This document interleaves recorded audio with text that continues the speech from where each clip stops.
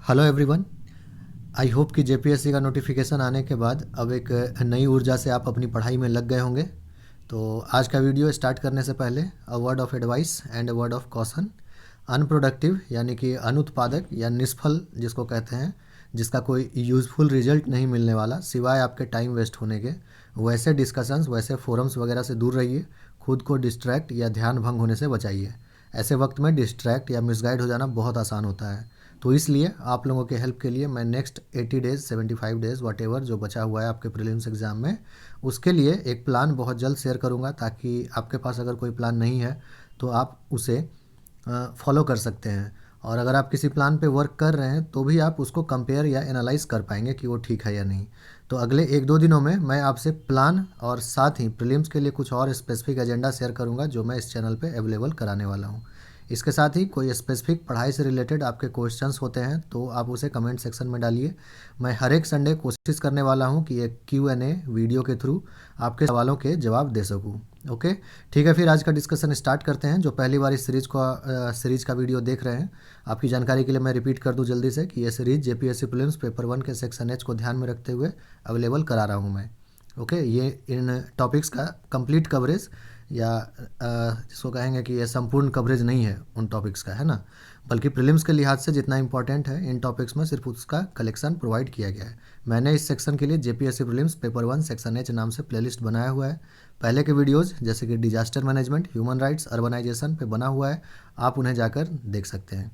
तो आइए अपना आज का सेशन स्टार्ट करते हैं। तो पॉवर्टी एंड अनएम्प्लॉयमेंट वाला टॉपिक उठाए हैं इस बार, और उसमें पहले पॉवर्टी वाला आज के वीडियो में हम लोग देखने वाले हैं।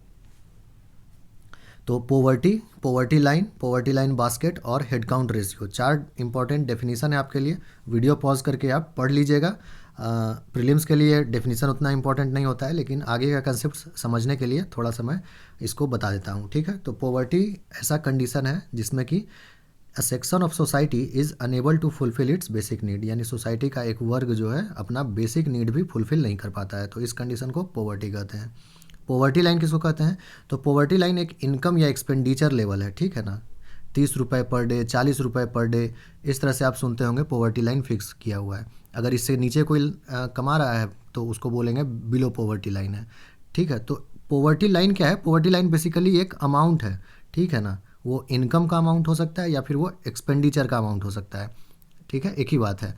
तो वो अमाउंट है जिसके नीचे अगर आपका इनकम है तो आप अपना बेसिक नीड्स फुलफिल नहीं कर कर पाएंगे, ठीक है। तो उसी को हम पॉवर्टी लाइन कहते हैं। ये जो टर्म हुआ 40, 30, 32, 33, उसी को हम पॉवर्टी लाइन कहते हैं।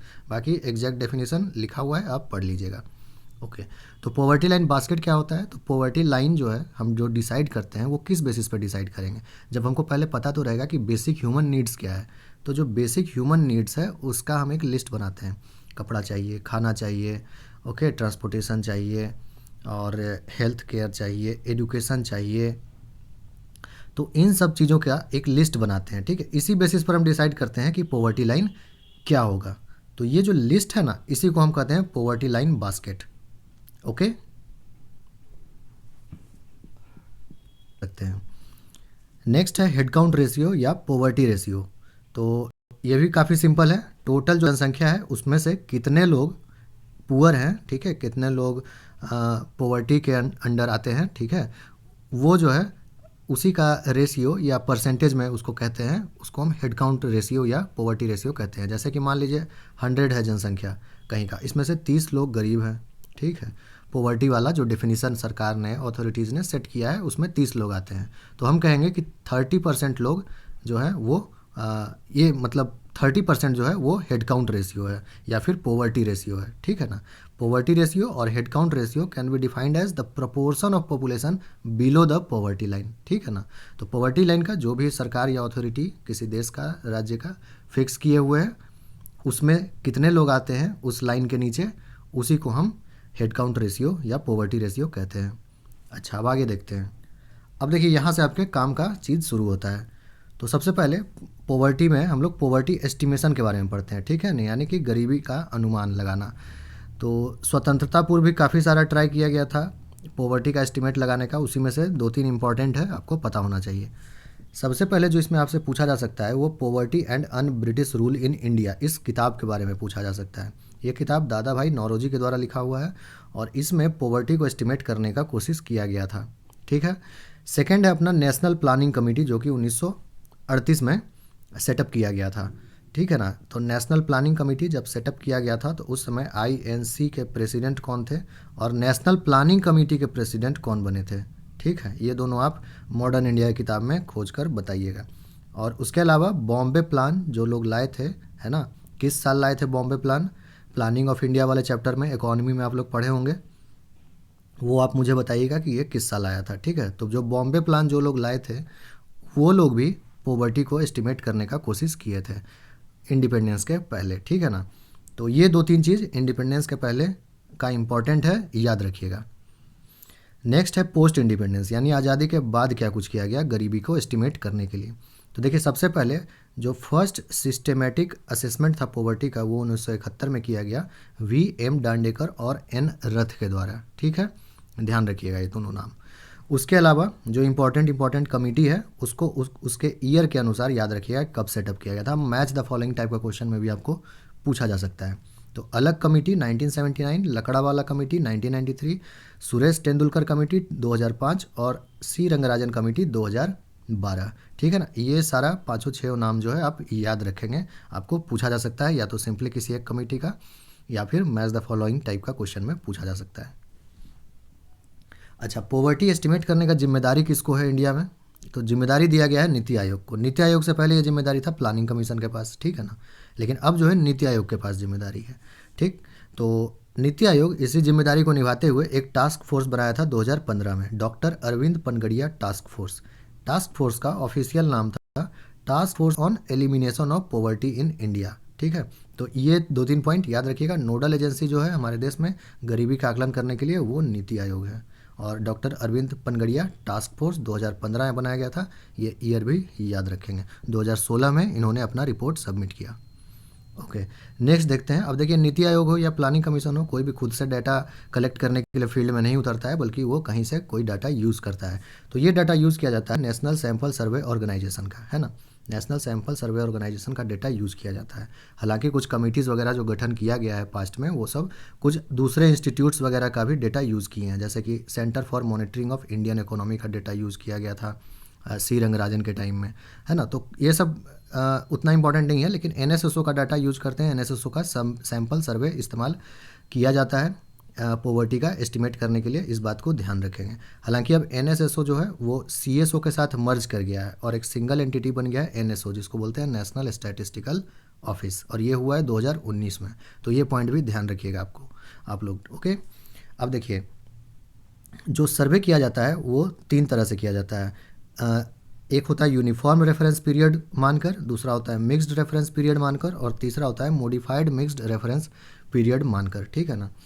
तो पिछली बार इसी बेसिस पर एक क्वेश्चन पूछा गया था कि 61st जो एनएसएसओ का सर्वे था उसके बेसिस पर जो पॉवर्टी एस्टिमेट किया गया था 2004-05 में, उसमें कौन सा मेथड यूज़ किया गया था। आपका 6th जेपीएससी प्रीलिम्स में यही क्वेश्चन पूछा गया था। तो इसीलिए ये वाला चीज़ भी जानना ज़रूरी है कि तेंदुलकर कमेटी कौन सा मेथड यूज़ करता है, उसके बाद रंगराजन कमेटी में कौन सा मेथड यूज़ किया गया है, उससे पहले कौन सा यूज़ किया गया है, ये सब चीज़ आपसे पूछा जा सकता है ना। तो या तो आप इसको पढ़ लें अगर नहीं पढ़े हैं तो, अगर पढ़े हैं तो मैं थोड़ा सा आपको बता देता हूँ, अगर आप नहीं भी पढ़े हैं तो थोड़ा सा जान लीजिए। ठीक है, तो यूनिफॉर्म रेफरेंस पीरियड में क्या होता है कि जैसे एनएसएसओ वाले लोग निकले सर्वे करने के लिए, तो सर्वे करने के लिए निकले तो वो पिछले 30 दिन का आपसे डाटा पूछेंगे।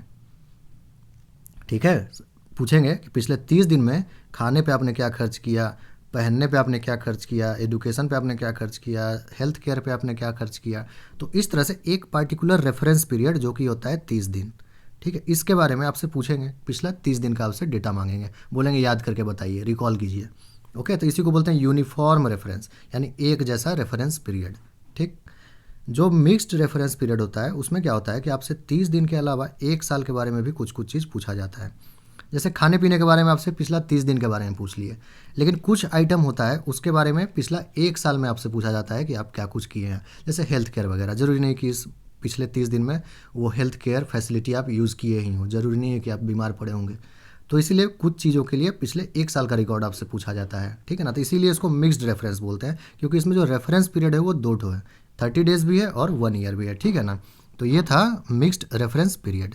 अच्छा, इसी में एक होता है फिर मॉडिफाइड मिक्स्ड रेफरेंस पीरियड। तो इसमें क्या होता है कि 30 दिन के अलावा 7 डेज़ का भी एक आपसे डेटा मांगा जाता है कि पिछले 7 दिनों में जो बहुत ही पेरिसेबल टाइप का आइटम्स होता है, जो जल्दी ख़राब होने वाला वस्तु होता है और जो हर एक वीक आप शॉपिंग करते हैं, वैसा चीज़ के बारे में आपसे पिछले 7 दिन का डाटा पूछा जाता है कि आप याद करके बताइए पिछले 7 दिन में आप क्या क्या किए थे।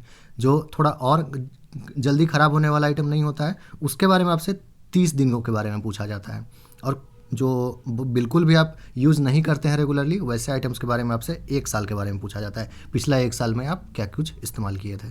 तो इस तरह से आप देखें कि इसमें 7 दिन, 30 दिन और 1 साल के बारे में पूछा गया, इसीलिए इसको मॉडिफाइड मिक्स्ड रेफरेंस पीरियड बोलते हैं। तो तीनों रेफरेंस पीरियड आई होप कि आपको थोड़ा सा क्लियर हो गया होगा। अब देख लेते हैं तेंदुलकर कमेटी के बारे में, जो सबसे ज़्यादा इंपॉर्टेंट है ना। इसी बेसिस पर अपना जो है वो गरीबी का जो डेटा है वो इसी बेसिस पर, इसी मेथोडोलॉजी पर निकाला जाता रहा है अब तक, है ना। तो ये सबसे ज़्यादा इम्पोर्टेंट है। तो इसके बारे में आप समझ लेते हैं। तो देखिए, तेंदुलकर कमेटी जो है सेटअप कब किया गया था, ये आपसे पूछा जा सकता है। रिपोर्ट कब सबमिट किया गया, ये आपसे पूछा जा सकता है। और कौन सा मेथड ये यूज़ कर किए थे, वो आपसे पूछा जा सकता है। तो ये तीनों पॉइंट आप ध्यान रखेंगे। 2005 में सेटअप हुआ, 2009 में रिपोर्ट सबमिट हुआ और मिक्स्ड रेफरेंस पीरियड ये यूज़ करते हैं, ठीक है। 5 का डेटा निकाल कर दिया था, है ना, 2004-5 का डेटा निकाल कर दिया था इन्होंने, ठीक है। लेकिन इसका जो मेथोडोलॉजी था उसका यूज करके जो हम लोग ऑलरेडी 1993 से 2011 तक का डेटा हम लोग निकाले हुए हैं, ठीक है ना। तो 2011 वाला जो डेटा है, चूँकि हमारा सेंसस ईयर भी है, तो उस समय का डेटा जो है ज़्यादा इंपॉर्टेंट है। तो 2011 का डेटा आपको याद रखना है, जो कि तेंदुलकर कमेटी के मेथड से निकाला गया है, ठीक है, इन्फ्लेशन वगैरह को एडजस्ट करके। तो इसीलिए कहीं भी हम लोग डेटा याद रखेंगे तो 2011-12 वाला याद रखेंगे, ना कि जो वो ओरिजिनल निकाल कर दिए थे, ठीक है ना। तो इस कमेटी के रिपोर्ट के अनुसार 2011-12 में जो ओवरऑल पॉवर्टी था देश में, ठीक है, हेड काउंट रेशियो जो था वो था 21.9%। ये सबसे इंपॉर्टेंट फिगर है, इसको याद रखिएगा, ये पूछा जा सकता है, ठीक है। 2011-12 में इस मेथोडोलॉजी के अनुसार, तेंदुलकर कमेटी के मेथड के अनुसार, झारखंड का गरीबी स्तर 37% था। जेपीएससी एग्जाम के लिए ये महत्वपूर्ण है, इसको भी ध्यान रखेंगे।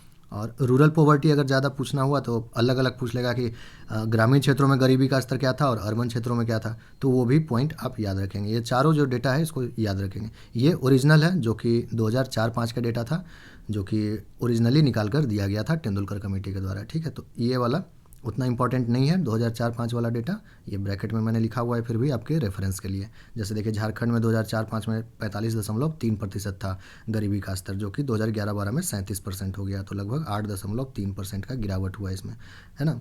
तो ये सब चीज़ आप समझ सकते हैं कि कौन सा इंपॉर्टेंट है, मैंने आपको बता दिया।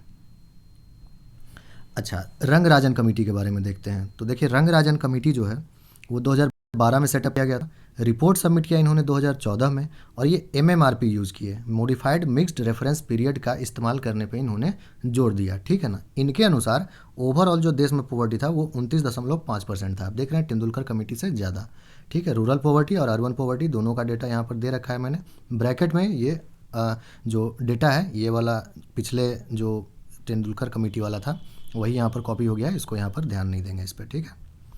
तो ये जो है पॉवर्टी फिगर्स 2011-12 के अनुसार 29.5% है 2011-12 ईयर के लिए रंगराजन कमेटी के अनुसार। अर्बन पॉवर्टी 26.4% और रूरल पॉवर्टी जो है वो 30.9% है, ठीक। ये तीनों पॉइंट ध्यान रखेंगे। ये जो है रंगराजन और तेंदुलकर कमेटी के अनुसार, जो अभी जस्ट हम लोग ऊपर पढ़े, वही चीज़ का डेटा यहाँ पे कंपैरेटिवली आपको दिखाए हुए हैं। रेड वाला जो है वो तेंदुलकर कमेटी का है और ग्रीन वाला जो है वो रंगराजन कमेटी का चार्ट है, ठीक है ना। तो ये देख सकते हैं आप कि रंगराजन कमेटी का सारा डेटा तेंदुलकर कमेटी से ज़्यादा है, ठीक है ना। रूरल पॉवर्टी देखिए यहाँ पर 25.4% बोला था तेंदुलकर कमेटी, रंगराजन कमेटी बोला 30.9%। जो अर्बन पॉवर्टी है वो तेंदुलकर कमेटी 13.7 बोला, रंगराजन कमेटी 26.4% बोला। ओवरऑल तेंदुलकर कमेटी 21.9 बोला और रंगराजन कमेटी 29.5% बोला 2011-12 में, ठीक। तो इसीलिए ये वाला चार्ट बस उसी का समरी आप समझ सकते हैं, ठीक है ना। इसको ध्यान रखेंगे, यहाँ से याद करना ज़्यादा आसान है। ओके, अब पॉवर्टी लाइन भी दिया गया था इन कमिटीज़ के द्वारा, है ना। पॉवर्टी लाइन जो हम लोग ऊपर समझे थे, पॉवर्टी लाइन क्या होता है, एक अमाउंट होता है ना। उस अमाउंट से नीचे हैं तो आप बिलो पॉवर्टी लाइन है, उस अमाउंट से ऊपर हैं तो आप एबव पॉवर्टी लाइन है। तो इसको याद रखना जरूरी नहीं है, ज़्यादा पुराना है ये वाला। तेंदुलकर और रंगराजन वाला याद रखेंगे। तो तेंदुलकर कमेटी के अनुसार जो रूरल पॉवर्टी था वो 816 रुपये per month rural poverty line, और अर्बन पॉवर्टी लाइन था 1000 रुपये पर मंथ। और रंगराजन कमेटी के अनुसार 972 था रूरल पॉवर्टी लाइन, और अर्बन पॉवर्टी लाइन था 1407 रुपये प्रति महीने। ठीक है, तो ये ध्यान रखेंगे। कई बार इसमें क्या होता है कि आपको पर डे के हिसाब से भी याद रखना पड़ सकता है या फिर पूछा जा सकता है। ठीक, तो कुछ नहीं करना है, इसको 30 से डिवाइड कीजिएगा ना, तो मोटा मोटी जो आएगा उसको ध्यान रखिएगा। तो बस इसको याद रखिएगा। अगर एग्जाम में पर डे पूछ देता है तो आप उसको 30 से डिवाइड करके थोड़ा बहुत अंदाज़ा लगा सकते हैं। जैसे इसको आप कीजिएगा तो 27 दशमलव कुछ आता है ना। इसको कीजिएगा तो 33 आएगा, 33 पॉइंट कुछ, ये 32 होता है, और ये होता है 47। ठीक, तो 27 रुपये प्रतिदिन जो है रूरल पॉवर्टी लाइन है तेंदुलकर कमेटी के हिसाब से। 33 रुपये प्रतिदिन जो है वो अर्बन पॉवर्टी लाइन है तेंदुलकर कमेटी के हिसाब से। और रंगराजन कमेटी के हिसाब से 32 रुपये प्रतिदिन रूरल पॉवर्टी है, और 47 रुपये प्रतिदिन जो है वो अर्बन पॉवर्टी लाइन है 2011-12 प्राइसेस के अनुसार। तो ये हो गया रूरल और अर्बन पॉवर्टी लाइन के बारे में दोनों कमेटी के लिहाज से। चलिए अब एक क्वेश्चन देखते हैं कि how many poor India has lifted out of multidimensional poverty between 2005-6 to 2015-16 as per multidimensional poverty index 2019। ठीक है, तो देखिए ये वाला क्या है ना कि अभी तो 2020 भी आ चुका है ना। MPI 2020 आ चुका है ऑलरेडी, लेकिन 2019 में ये बताया गया था कि 271 मिलियन लोगों को भारत ने इस दौरान 2005-6 से 2015-16 वाला जो दशक था उसमें जो है 271 मिलियन लोगों को गरीबी से बाहर निकाला। बहुआयामी गरीबी, अभी हम लोग समझेंगे कि क्या होता है MPI क्या होता है, उसको भी समझ लेंगे। तो 271 मिलियन, ये पॉइंट याद रखिएगा कि 271 मिलियन लोगों को इस दशक के दौरान, ठीक है, इस दशक के दौरान बाहर निकाला इंडिया ने बहुआयामी गरीबी से। ठीक है, ध्यान रखेंगे इसको। तो देख लेते हैं मल्टी डायमेंशनल पॉवर्टी होता क्या है। ठीक है, तो मल्टी डायमेंशनल पॉवर्टी में क्या है कि कुछ इंडिकेटर्स होता है, जैसे स्कूलिंग का लेवल, कब तक स्कूल गए हैं, ठीक है ना, स्टैंडर्ड ऑफ लिविंग देखा जाता है, हेल्थ देखा जाता है। तो इन्हीं सब पैरामीटर्स पर लगभग 10 टोटल लिस्ट बनाया जाता है। ठीक है, इसमें से अगर आप 1/3 से ज़्यादा अगर आपको अवेलेबल नहीं है, ठीक है, तो आप बोलेंगे कि बोला जाएगा कि आप बहुआयामी गरीब हैं, यानी कि मल्टी डायमेंशनली पुअर हैं, आपके पास काफ़ी सारा बेसिक नीड्स नहीं है इसमें से। ठीक है ना, तो 1/3, ये जो 10 का लिस्ट है इसमें से आप अगर 1/3 से ज़्यादा आपके पास नहीं है, बस सिर्फ 1/3 ही चीज़ है जो आपको अवेलेबल है, बाकी चीज़ आपको अवेलेबल नहीं है, तो बोला जाएगा कि आप मल्टी डायमेंशनली पुअर हैं। ठीक है ना, तो ये था इसका एस्पेक्ट, थियोरेटिकल एस्पेक्ट। और मल्टी डायमेंशनल पॉवर्टी इंडेक्स का जहाँ तक बात है, या फिर इसी को global multi dimensional poverty index भी बोलते हैं, तो ये जो है 2010 में लॉन्च किया गया था UNDP और OPHI के द्वारा, यानी यूनाइटेड नेशंस डेवलपमेंट प्रोग्राम और Oxford poverty and human development initiative, ये एक संस्था है, इन दोनों ने मिल करके इसको निकाला है। ठीक है, इसमें 3 डायमेंशंस है, याद रखिएगा 3 डायमेंशंस है, एजुकेशन, हेल्थ और स्टैंडर्ड ऑफ लिविंग। और इन्हीं 3 डायमेंशन पे 10 इंडिकेटर बनाया गया है। ठीक है, एजुकेशन में दो इंडिकेटर है, हेल्थ में 2 इंडिकेटर है, और स्टैंडर्ड ऑफ लिविंग में 6 इंडिकेटर है। ठीक है, तो टोटल 10 इंडिकेटर है इसमें। तो ये हो गया global multi dimensional poverty index के बारे में थ्योरी। और जो लेटेस्ट है 2020 का global multi dimensional poverty index, उसके बारे में भी याद रखेंगे, भारत का रैंक वगैरह पूछा जा सकता है आपका। तो याद रखिएगा कि भारत का रैंक जो है वो 62nd है 2020 वाले में। 2020 वाला जो रिपोर्ट है उसमें भारत का रैंक 62nd है। स्कोर जो है भारत का वो है 0.123, इसको भी ध्यान रखेंगे। और भारत का जो हेड काउंट रेशियो है, यानी गरीबी का जो स्तर है, वो है 27.91%। ठीक है, ये तीनों डेटा आप याद रखेंगे 2020 मल्टी डायमेंशनल पॉवर्टी इंडेक्स के बारे में। ठीक है, और हमारा जो मल्टी डायमेंशनल पॉवर्टी इंडेक्स बताने के लिए जो नोडल एजेंसी है हमारे देश में, वो अगेन नीति आयोग है। ठीक है, इसको भी ध्यान रखेंगे। और नीति आयोग खुद में भी एक कमेटी बना करके रखा है MPICC, यानी multi dimensional poverty index coordination committee, जिसकी की चेयरमैन है मिस संयुक्ता, SANUYUKTS, मिस संयुक्ता समादार। ठीक है, तो ये भी पॉइंट ध्यान रखेंगे कि जो MPICC है, multi dimensional poverty index coordination committee, जो कि नीति आयोग के द्वारा बनाया गया है हमारे देश में, उसकी जो चेयरमैन है वो है मिस संयुक्ता समादार। और भारत का जो रिकॉर्ड है मल्टी डायमेंशनल पॉवर्टी इंडेक्स में 2020 वाले रिपोर्ट में, वो भी डेटा याद रखेंगे। 62nd रैंक, 0.123 स्कोर है, और 27.91% जो है हेड काउंट रेशियो है, यानी कि गरीबी का स्तर है। तो ये तीनों पॉइंट ध्यान रखेंगे मल्टी डायमेंशनल पॉवर्टी इंडेक्स 2020 के बारे में। नेक्स्ट क्वेश्चन अब देखते हैं, which SDG goal calls to end poverty in all its forms. तो पॉवर्टी को ख़त्म करने के लिए कौन सा जो SDG गोल है वो बात करता है, तो वो है गोल 1। इसको भी ध्यान रखेंगे, गोल 1 जो है वो end poverty in all its forms ऐसा बोलता है। ठीक है, नेक्स्ट क्वेश्चन है, which organisation publishes the international poverty line.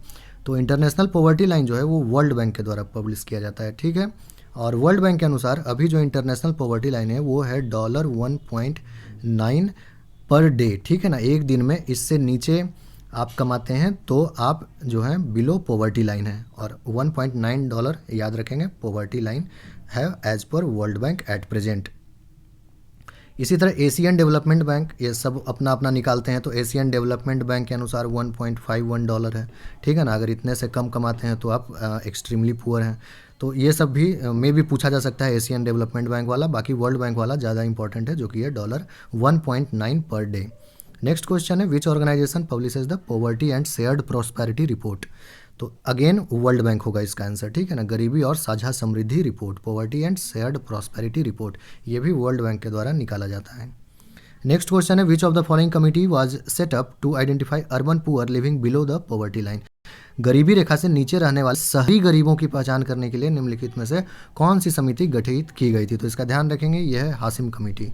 ठीक है, हाशिम कमेटी याद रखेंगे, शहरी गरीबों के लिए, अर्बन पुअर को आइडेंटिफाई करने के लिए किया गया था। तेंदुलकर और रंगराजन कमेटी ऑलरेडी आप लोगों को बता दिया गया है, जो प्लानिंग कमीशन ने गठन किया था। सक्सेना कमेटी जो है मिनिस्ट्री ऑफ रूरल डेवलपमेंट जो है गठित किया था, है ना, और ये BPL सेंसस से रिलेटेड है, बिलो पॉवर्टी लाइन के सेंसस से रिलेटेड है ये। ठीक है, बिलो पॉवर्टी लाइन सेंसस के लिए सक्सेना कमेटी का गठन किया गया था मिनिस्ट्री ऑफ रूरल डेवलपमेंट के द्वारा, और हाशिम कमेटी जो है अर्बन अफेयर्स मिनिस्ट्री के द्वारा अर्बन पुअर को आइडेंटिफाई करने के लिए किया गया था। तो ये सब पॉवर्टी से ही रिलेटेड है, तो ये सब चारों कमेटी जो है ध्यान रखेंगे। अच्छा, ये पढ़ने के बाद एक इनइक्वालिटी से रिलेटेड कुछ चीज़ आप लोग 3-4 इंडेक्स का नाम भी याद रखिएगा। ठीक है, मे बी आपको किसी भी टाइम पूछा जा सकता है, क्योंकि कहीं ना कहीं पॉवर्टी वगैरह से ही मिलता जुलता ये सब टॉपिक है। तो देखिए 4 इंडेक्स है, गिनी कोएफिशिएंट है ना, गिनी कोएफिशिएंट आप इकोनॉमी में पढ़ लीजिएगा, इसको जो है सो थोड़ा सा अच्छे से भी पढ़ लीजिएगा। बाकी जो तीनों इंडेक्स है बस नाम जान लीजिए उसका। एक होता है हूबर इंडेक्स, है ना, हूबर या रॉबिन हुड इंडेक्स भी इसको बोलते हैं। ठीक है, रॉबिन हुड इंडेक्स। एक है थील इंडेक्स, ठीक है ना, थील इंडेक्स, और एक है पल्मा रेशियो, पल्मा रेशियो। ठीक, और ये थील इंडेक्स था, और ये भी इंडेक्स है। तो ये चारों का नाम याद रखिएगा, ये तीनों जो है इनकम इनइक्वालिटी से रिलेटेड है। ठीक है, या फिर आय का असमानता जो होता है, आय असमानता से रिलेटेड है ये सब। ठीक है ना, तो ध्यान रखिएगा इसको।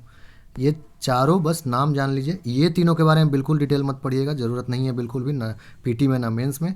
गिनी कोएफिशिएंट के बारे में थोड़ा सा पढ़ लीजिएगा, गिनी कोएफिशिएंट इंपॉर्टेंट है, आप इकोनॉमी में पढ़े ही होंगे उसको इनइक्वालिटी वाले चैप्टर में भी। तो ठीक है, ये चारों ध्यान रखिएगा। इसके अलावा तेंदुलकर और रंगराजन कमेटी जो हम लोग पढ़ाई किए, ठीक है, तेंदुलकर और रंगराजन कमेटी जो पढ़े, इसके बारे में ज़रूर एक बार अपना जो भी आपका थ्योरेटिकल नोट्स होगा उसमें ज़रूर पढ़ लीजिएगा, या जो भी आप इकोनॉमी का बुक फॉलो कर रहे हैं उसमें ज़रूर एक बार पढ़ लीजिएगा, क्योंकि तेंदुलकर और रंगराजन कमेटी से बिल्कुल क्वेश्चन आपको पूछा जा सकता है। ठीक है ना, हर कुछ कवर करना संभव नहीं है यहाँ पर। ठीक है, तो जैसे कि तेंदुलकर कमेटी क्या क्या पैरामीटर यूज़ किए थे पॉवर्टी एस्टिमेट करने के लिए, रंगराजन कमेटी क्या क्या पैरामीटर यूज़ किए थे पॉवर्टी एस्टिमेट करने के लिए, तो ये सब अगर डीप में पूछना चाहे क्वेश्चन तो मे बी पूछ सकता है डीप में भी थोड़ा सा जाकर। तो इसलिए थोड़ा सा तेंदुलकर और रंगराजन कमेटी के ऊपर नेट में, बुक में, कहीं पर भी थोड़ा सा पढ़ लीजिएगा। बस यही वाला एस्पेक्ट थोड़ा सा आपको पढ़ना है, ठीक है, कि क्या क्या कंपोनेंट्स था डिटरमाइन करने के लिए कि पॉवर्टी कितना है देश में, ठीक है ना। आखिर रंगराजन कमेटी का तेंदुलकर कमेटी से काफ़ी ज़्यादा आया पॉवर्टी का स्तर देश में, तो आखिर वो ऐसा एक्स्ट्रा क्या कर दिए थे कि ज़्यादा आ गया। तो थोड़ा सा आप पढ़ लीजिएगा तेंदुलकर और रंगराजन कमेटी, ठीक है ना। तो बस इतना ही था आज के सेशन में। नेक्स्ट सेशन में हम लोग अनएम्प्लॉयमेंट के बारे में देख लेंगे, ठीक है। और इस सीरीज़ में बाकी वीडियोस आप नहीं देखे हैं तो यहाँ पर डिस्प्ले हो रहा होगा, आप उसको जाकर देख सकते हैं। और नए हैं चैनल पे तो please consider subscribing the channel. Okay then, मिलते हैं फिर अगले वीडियो में, तब तक पढ़ाई करते रहिए और अपना ख्याल रखिए। Okay then, thank you.